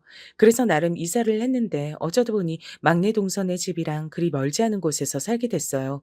저도 급히 처분한 돈을 가지고 집을 얻다 보니까 이것저것 따질 새가 없었거든요. 지하철역에서 우연히 만난 막내 동서가 아는 척을 해서 알았어요. 어, 큰형님, 여기로 이사 오신 거예요? 아, 그게 그렇게 됐어. 어디 가는 길인가 봐. 그럼 일 잘 보고 안녕. 전 그렇게 말하고 바삐 움직였고 그건 아마 금방 큰 동서 귀에도 들어갔던 것 같아요. 저는 주변에 여기저기 묻고 또 물어 작게나마 일을 시작하게 됐어요. 원래는 직장을 다녔었지만 그때 감각을 갖고 일해보고 싶더라고요. 그래서 간혹 제가 물건들을 떼가지고 힘들게 버스를 타고 이고지고 내려서 가던 길에 그 근처에 있던 큰 동서와 막내 동서와 마주칠 때가 있었어요. 너무 짜증이 나고 싫었지만 어쩔 수가 없더라고요. 어머, 형님, 동사한테 듣긴 했는데, 짐이 이게 다 뭐예요? 뭐, 가판에다 놓고 팔기라도 하시게요? 그런데 저는 진짜 이때 의도적으로 대답하지 않고 휙 지나가 버렸어요. 무시가 답이란 생각밖에 안 들었거든요. 이때 거의 한 달 전이 어머니 생신이었는데 그래도 저는 어머니 편에 용돈을 입금해드렸답니다. 그렇게 저보고 잠깐만 들리라는데 절대 가지 않았죠. 근데 사는 곳이 이 부근이다 보니 계속 오며 가며 동서들을 마주치긴 해야겠고 아이러니하게도 저는 다른 면으로 나름의 성공을 갈망하게 됐어요. 그 무렵 지인으로부터 소개를 받아서 저 혼자 하긴 힘들고 약간 동업하는 형태로 일을 하게 됐는데요. 저 이때 정말 살벌한 경험을 했답니다. 함께 일하는 지인의 남편이란 작자가 갑자기 나타나서 저를 엄청 윽박질렀거든요. 우리 와이프가 그쪽이 멋대로 이중계약을 했다고 하던데, 이거 어떡할 거예요? 법대로 처리를 해야 될 것 같은데, 얼마나 물어줄 거예요? 네? 다짜고짜 그게 무슨 말씀이신지. 저는 이때 한참 옥신각신하다가 그나마 친구와 겨우겨우 남아있던 인맥들을 동원해서 위기를 벗어났죠. 새삼 남의 남편이랍시고 찾아와서 저한테 이렇게 왁 하고 따져대는 꼴을 당하니까 더 서럽더라고요. 그런데 저도 어디서 그런 힘이 나왔는진 모르겠는데 험한 일을 당할 때마다 곧바로 제 자신에게 물을 주었어요. 험한 일들 계속 생기는 거 보니까 맷집이 어지간히 커져서 큰일을 하게 되나 보다. 그냥 그러고 사는 수밖에 없어. 숨이 붙어있는 한은. 이런 말들을 중얼거리며 나름 제 자신을 격려해가며 일했어요. 이때 아주 세게 데인 일로 인해 절대 동업은 하지 않았고 적어도 일부분에 있어선 쉽게 남을 신뢰하지 않았답니다. 그리하여 저는 인터넷 계정을 통해 독립적으로 물건들을 팔기 시작했고요. 중간에 없는 돈 다 동원해서 관련된 강의도 들으러 다니고 나름 제가 하는 이 작은 사업에 대해 컨설팅도 받았어요. 솔직히 자랑은 아니지만 전 친정도 경제적으로 여유가 없거든요. 기댈 데 없는 몸이라 더 악착같이 일했고 챙길 식구가 없으니 시간을 제가 쓰려는 대로 사용할 수 있었죠. 그리고 몇 년쯤 지났을까요? 차차 자리 잡혀가던 중 제가 제일 빨리 했던 일은 이사 가는 일이었어요. 조금씩 수익이 나고 현실을 정면으로 돌파하다 보니 제 가장 큰 꿈은 이사가 됐답니다. 옆에서 친구도 엄청 격려해줬어요. 너 진짜 대단하다. 외려 남편이 없을 때보다 더 열심히 살고 잘 나가는 것 같아. 그땐 너 그냥 살던 아파트에 쭉 붙어 있었잖아. 일할 생각도 크게 없었고. 그러게 말이야. 남편이랑 살 때 이렇게 더 힘을 내볼 걸 그랬나 후회가 되기도 해. 난 괜히 겁이 많아서 결혼도 안 하고 이 나이 먹었지만 그래도 네가 참 멋져. 무슨 일이 있어도 다 어떻게든 극복하고 일어나는 것 같아서. 친구가 이렇게 절 과대평가하고 칭찬해 준 건 제가 사업체를 바로 잡아갈 쯤 청약도 하고 많은 것들을 공격적으로 했거든요. 뭘 하건 간에 소위 흐름을 타는 시기가 있다고 하던데 제가 딱 그런 상황이었어요. 그래서 저는 정말 쥐도 새도 모르게 이사를 갔고 원하는 지역의 청약을 여전히 넣어둔 상태로 아주 열심히 개미처럼 일했답니다. 살도 열심히 뺐고 다이어트 관련된 식품부터 옷이랑 요리하는 제품들까지 전 정말 많은 것들을 판매했어요. 하다 보니 수완도 늘어서 거래처들도 많이 들고 저란 사람을 믿고 판매해주는 사람들도 있었고요. 근데 사람 일이라는 게 참 재밌더라고요. 이 와중에 제가 판매하는 물품에 관심을 기웃거리는 이들 중 큰 동서와 막내 동서가 슬쩍 보였어요. 이 둘은 서로 그 인터넷 게시판 안에서 나름 자기네들 사생활을 공개해놓고 사는 것들이라 한눈에 판별이 됐답니다. 하지만 저는 자세한 제 신상은 숨기고 판매를 하고 있었기 때문에 이것들이 저의 정체를 파악할 수는 없었죠. 그러면서 큰 동서가 써대는 글들을 보니까 진짜 가관도 아니더라고요. 참, 여기서 큰 동서가 지칭하는 1등 주부라는 말은 인터넷상에서 활동하는 제 별명이에요. 어머, 어머, 1등 주부님. 이번에 판매해주신 거 정말 요긴하게 잘 샀어요. 남편이 저보고 애 둘 낳고 살쪘다고 구박하고 본인도 돼지같이 팍팍 쪄가지고서 엄청 싸웠거든요. 1등 주부님, 왠지 마스크 벗으시면 외모도 엄청 이쁘실 것 같아요. 몸매도 부럽고요. 저한테 엄청 아부하듯이 글을 쓴 거예요. 정말 한심하기 짝이 없더군요. 써드는 그 글들을 확인하면서 큰 동서의 현재 모습을 건너 건너 사진으로 봤는데 확실히 저랑 마지막으로 봤을 때보다 10kg은 더 쪄 보였어요. 이들은 제 근황을 모르지만 전 몰래 이렇게 체크하면서 지냈죠. 그리고 나름 어머니랑은 연락을 조금씩 하면서 지냈는데 어머니가 이번엔 간만에 제발 오라고 사정을 하시더라고요. 내가 나이 먹을 만큼 먹었다지만 암만 그래도 사는 낙이 없어도 너무 없다. 자식을 보냈으니 내가 뭐가 그렇게 재밌고 맛있겠어. 이번 생일은 딱 한 번만 그냥 눈 딱 감고 모르는 척 와주면 안 되냐? 그래야 내가 우리 장남 기척이라도 느껴보고 좀 위로가 될 것 같다. 어머니, 제가 간간히 용돈 보내드리고 연락도 이렇게 드리잖아요. 거기 동서들도 다 있는데 제가 어떻게 가요? 저는 새삼 그들을 마주하려니 좀 싫어져서 저도 모르게 절레절레 고개를 저으며 전화기 너머에 말을 건넸어요. 그런데 어머니가 이번에 꽤 강경하셨고 평소에 좋아하지도 않던 노인네지만 약간 걱정이 됐죠. 내가 이제 기억이 가물가물해. 헛것도 본다 가끔. 그리고 밤에 잠을 못 자. 약을 먹어도 못 자고 밤새 그렇게 몸이 가려워 시종일관 긁어대. 왜 그런지 도저히 이유를 모르겠다. 그냥 화병도 있는 것 같아. 그렇게 눈물이 난다. 듣자니 일순간 저는 머릿속으로 많은 생각이 들더라고요. 치매라도 오신 게 아닌가? 아님 당뇨인가? 이런 생각이 오갔어요. 확실히 제가 남편과 사이가 나쁘지 않았고 이혼이 아닌 사별이니 이런 선택도 하게 된 것 같으네요. 아우, 어머니 제가 자주 갈 순 없으니까 이번에 한 번은 갈게요. 저도 일하느라 바빠서 오래 머물진 못해요. 그래, 네가 와주기만 하면 난 바랄 게 없다 진짜. 제발 와다오. 하도 이렇게 사정을 하시니 전 정말 수년 만에 시댁에 방문하게 됐어요.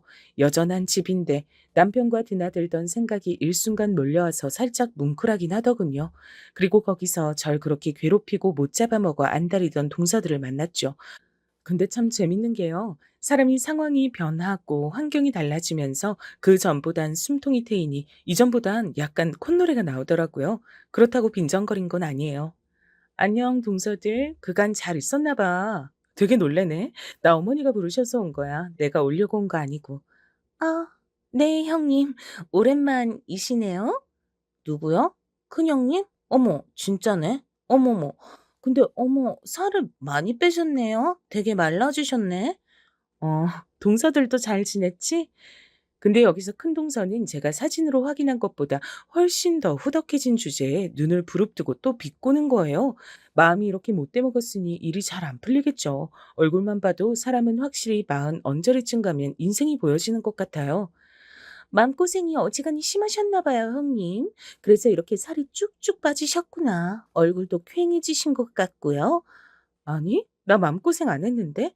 정리하고 나와서 잘 살고 내 할 일 하면서 재밌게 살아. 얼굴 훨씬 좋아졌다고 그러던데. 그런 말은 지금 동서한테 처음 듣는다. 그래요?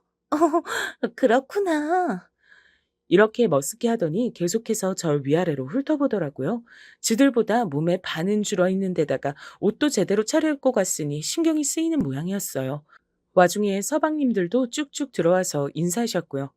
와, 형수님. 아, 진짜 몰라 뵀어요. 와, 몸이 반으로 홀쭉하게 줄어드신 것 같으네요. 어디 아프신 건 아니죠? 봐봐요, 형님. 우리 남편도 이렇게 말하잖아요. 형님 너무 살이 빠지셔서 아파 보신다니까요. 아니, 난 그런 뜻 아니었는데.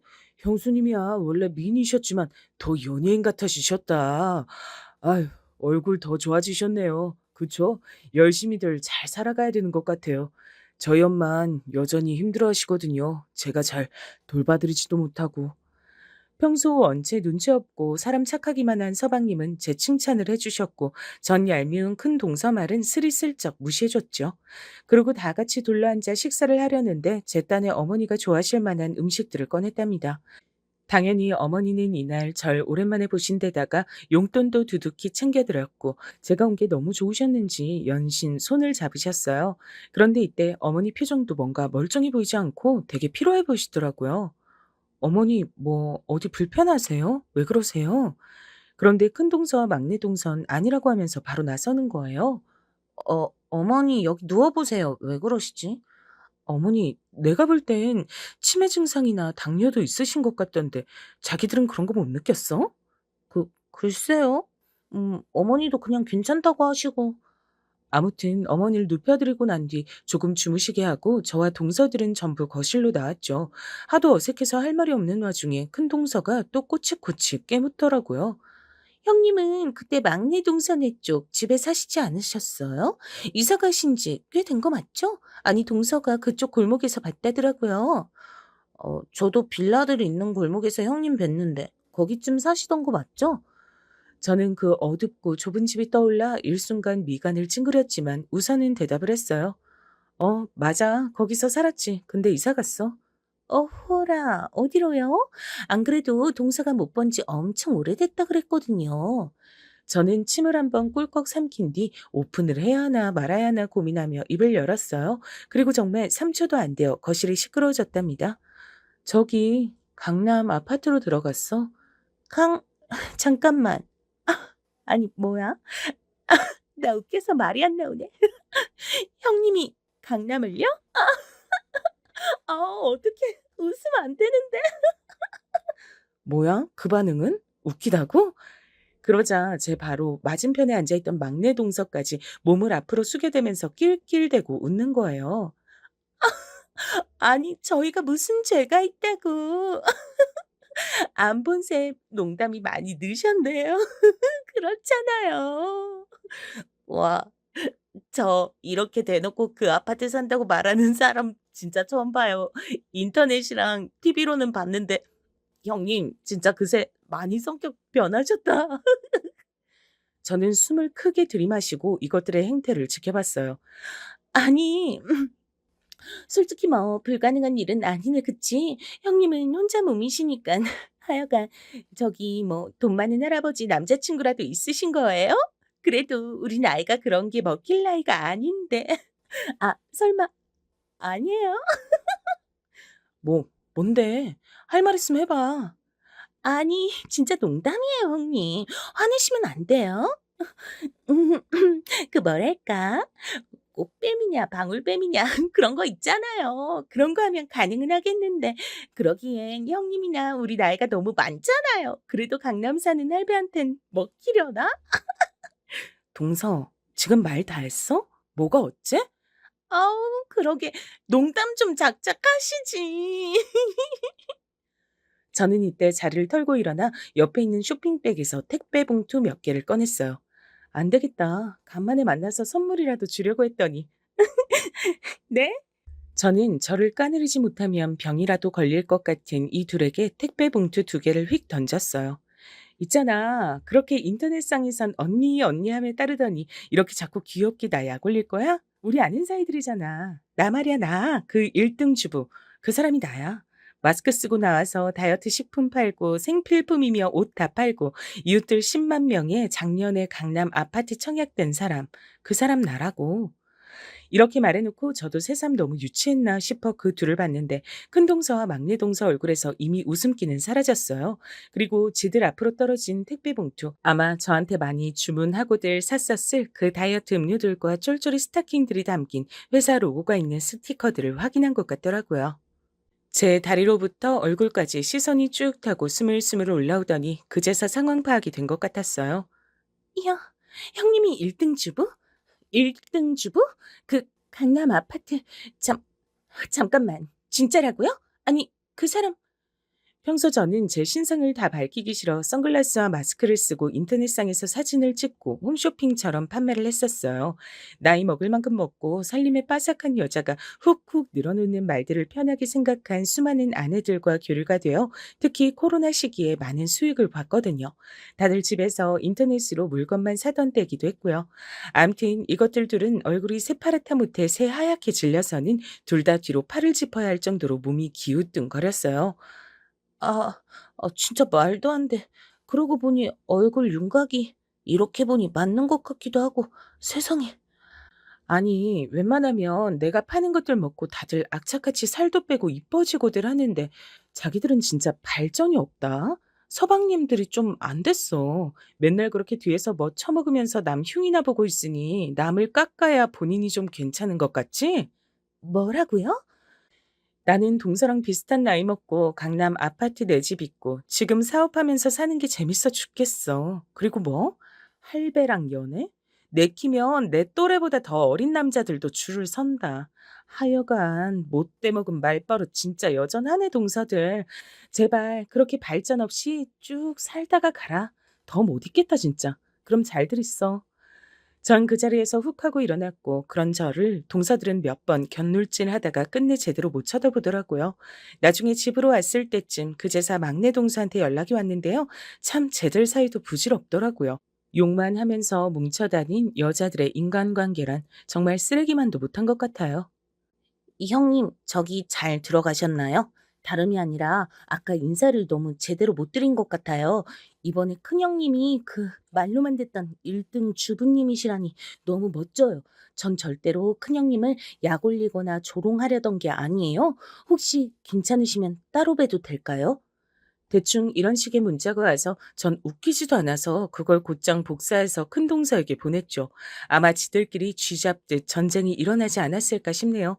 남편이랑 사별하고 혼자 된 저를 그 전부터도 긁어대고 이후에도 골려대더니 저 잘 된 거 보고 눈이 시뻘개지고 한쪽은 또 다른 한쪽 배신하고 저한테 붙는 게 너무 웃긴 것 같아요. 이후로 저는 완연히 시댁의 발길을 끊었고 어머니의 근황은 서방님 통해서만 가끔 듣고 있을 뿐입니다. 제가 아무리 경제적으로 제법 쌓아올려 살만해졌다지만 인생은 아직도 쉴 만한 조그만 자리를 내주질 않네요. 이런 성공이 있으면 저런 고민도 있는 거겠죠. 그래도 열심히 살아볼랍니다. 이 글을 쓰면서야 비로소 제 자신을 조금은 칭찬해주게 되네요. 너무 고생 많았고 잘 살아왔다 내 자신아. 앞으로도 이렇게만 가자. 그럼 모두들 건강하세요. 감사합니다.